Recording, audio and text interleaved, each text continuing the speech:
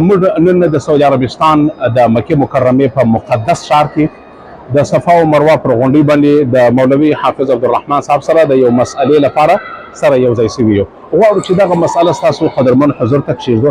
هغه مسئله دا ده چې ډېر قدرمن ورونه زموږ هغه ورونه چې هغه په غرب کې اوسېږي د دې مفکورې د غرب څخه متاثره وي.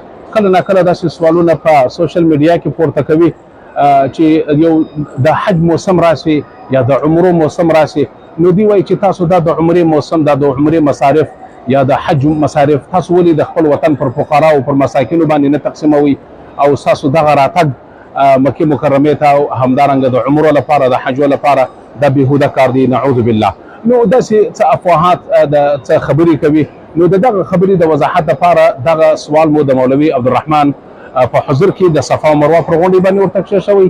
نو هیله ورڅخه کوو چې دغه سوال او دغه پوښتنې ته سمیم صاحب محترم پوره وضاحت راکړي. بسم الله الرحمن الرحیم. مفتي صاحب محترمه، تاسو ډېر ښه ټکي ته اشاره وکړله او یقینا موږ دا خلک وینو چې هغه دغه پوښتنه یا دا خبرې بار بار کوي چې تا فرض حج کړی دی، ولې دا پیسې غریبانو ته نه ورکوې، ولې دا د عمرې پیسې غریبانو ته نه ورکوې. دغه خلک چې دا خبرې کوي یقینا دا د غریبانو سره همدردي لري، دا د غریبانو فکر لري، د غریبانو مسکینانو په درد باندې دردمن او غمجن. خو صرف زه د دې په خدمت کې دا یو عرض کول غواړم، کیدای شي دوی په دا خبره باندې پوه نه. عزتمنو، د غریبانو سره د مسکینانو سره کومک کول دا د الله امر دی. الله فرمایي چې وکړه، پیغمبر علیه الصلاة والسلام فرمایي چې وکړه، او باقاعده الله جل جلاله د مالدارانو مسلمانانو په مال کې د غریبانو مسکینانو حق فرض کړی دی چې ولې نه کې ګناهګار. خو صرف دومره وایم چې ګوري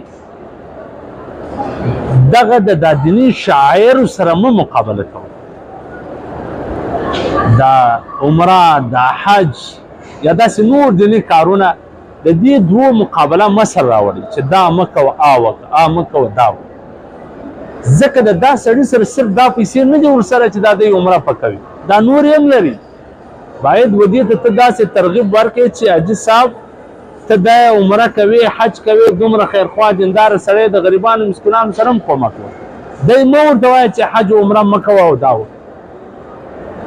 او یقینا دا کم خلک چې حج عمره کوي دا به د مسکینانو سره هم تعاون کوي، دا د مسکینانو د غریبانو سره هم تعاون کوي. ځکه دا ټوله خیریه بنسټونه چې دي، دا دومره د خیر کارونه چې روان دي، دا دومره مسکینان چې نن سبا څه نه څه آباد دي، نو دا خو د دغه خلکو پیسې دا د کوم خوا سره دي.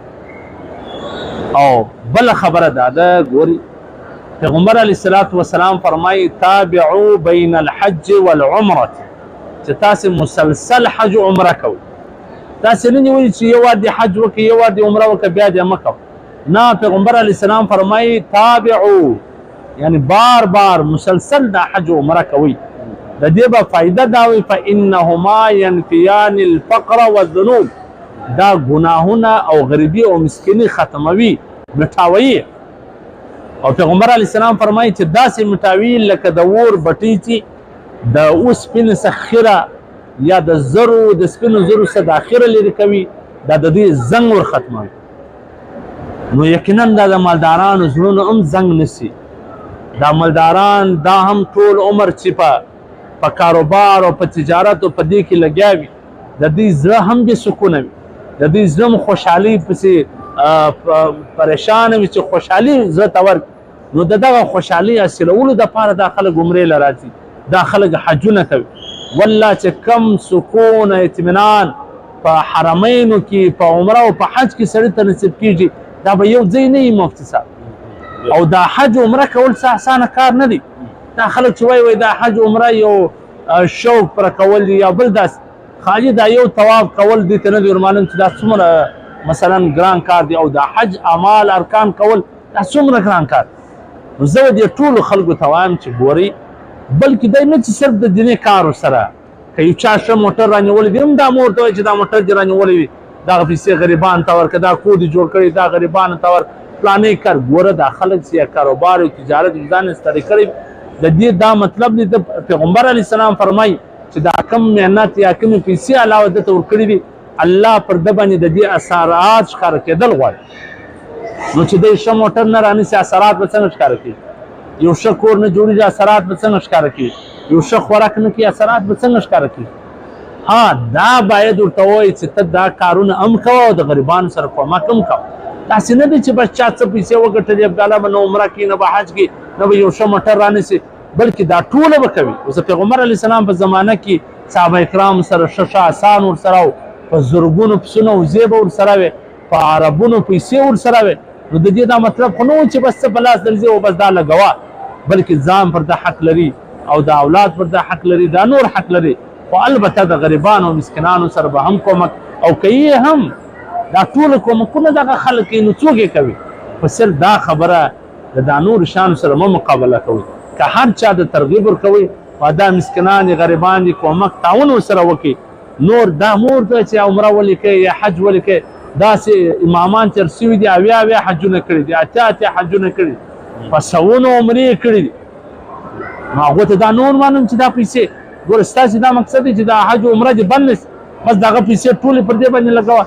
دا د هغه خلکو نظریه ده چې کوم خلک د شاعر اسلام او د دین دشمنان دي. خو دا بعضې ناپوهان مسلمانان هم په دې کې راشي.